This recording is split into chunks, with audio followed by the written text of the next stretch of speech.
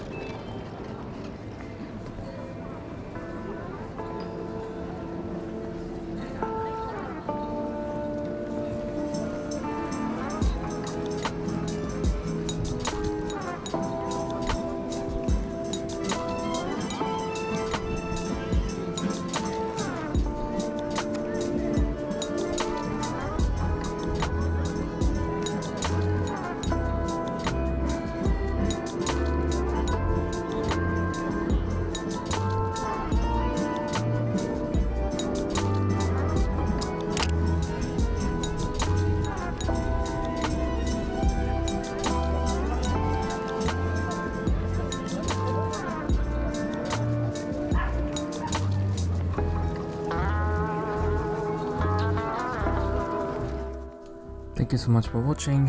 Please make sure to subscribe my channel, hit the notification bell, and if you like this video, please give it a thumbs up. Thank you so much for watching, and see you in the next one.